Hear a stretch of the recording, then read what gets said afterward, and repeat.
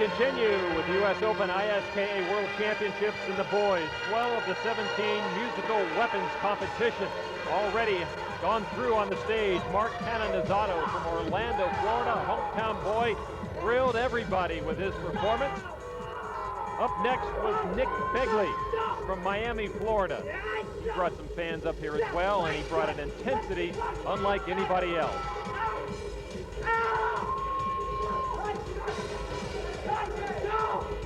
Following Nick was the colorful Marco Johnston.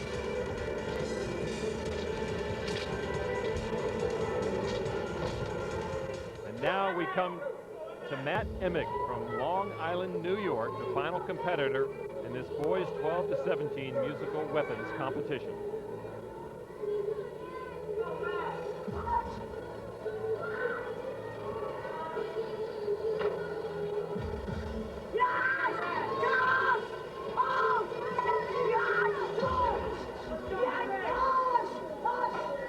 Some competitors, Mike, right from the start, you can tell, just know how to seize the crowd and seize the stage. Yeah, he's got a beautifully choreographed form. It really builds and builds and builds, and when he starts, he's got the crowd totally in the palm of his hand.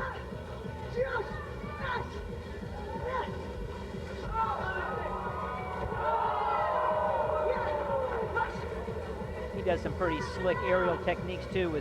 While he's doing the aerial kicks, he's using the nunchaka. Right there. There you go. Right there, you're right. That's hard.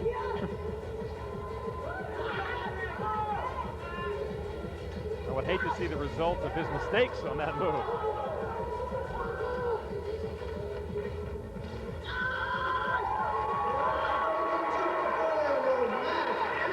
Drawing a line in the sand, Matt Emick with a flair for the dramatic. And here, these are just very difficult techniques. I mean, the nunchuck are going the entire time, and how he manages to not hit himself, I don't know. The boys, 12 to 17-year-old weapons ISKA World Champion, Matt Emick. Far and away above the rest of the competition, Matt Emick is your world champion in this category 12 to 17 boys musical weapons. When we come back, the women take the stage.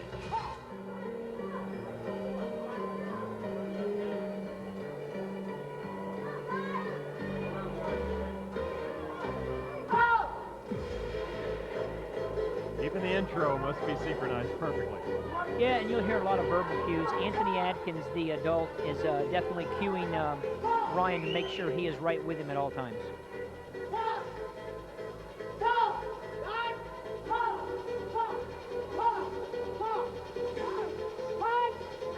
It's also important to note they don't have to do the exact same technique as long as their movements are synchronized together. Using the kama. Right, weapons add that degree of difficulty. It makes it a little bit more exciting.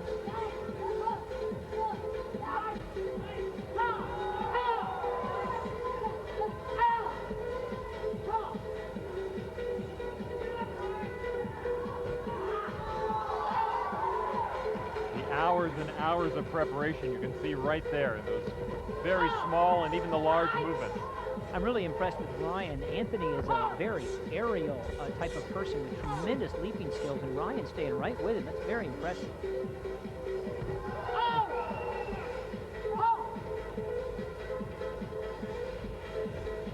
And they are very close together. So a great way to start, almost a perfect explanation of what synchronized team forms are.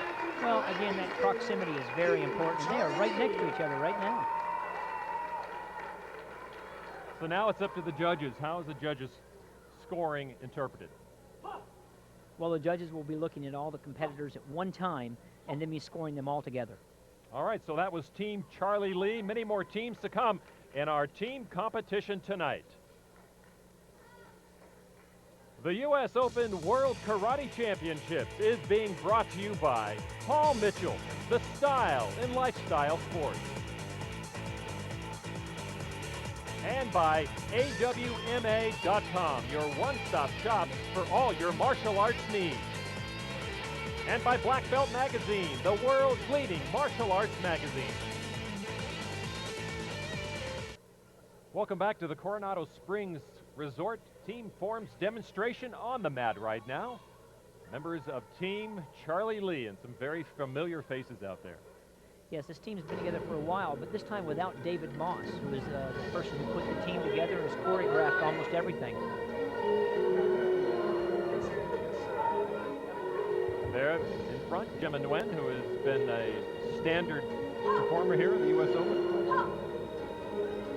As an individual competitor, Gemma is definitely one of the best in the world today. We are Team Charlie Lee.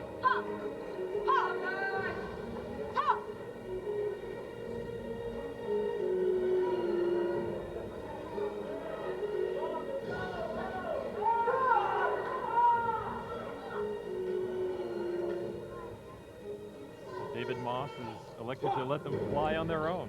Well, he says he's retired. You believe it? Well, you can't come out of retirement until you retire, so Okay. we'll see next year. But I have seen them perform, just the four of them, and just fantastic. They definitely have had to change their demonstration, though.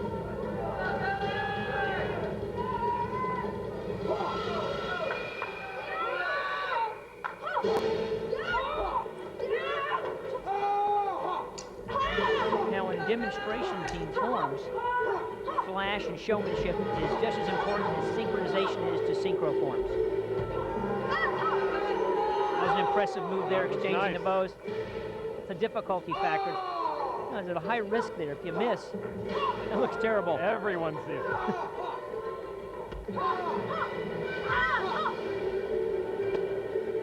But it got what they wanted. They got the awe from the crowd. Exactly. High risk, high reward.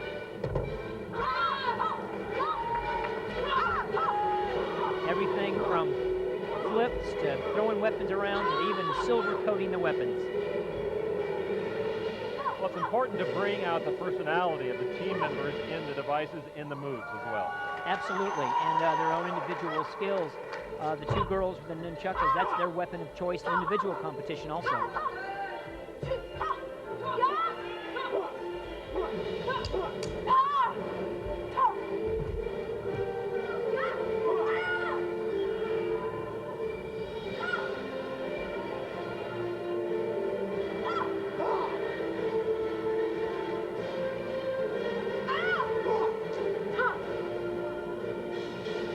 Those directions they're giving, those sounds. Those are just audible cues.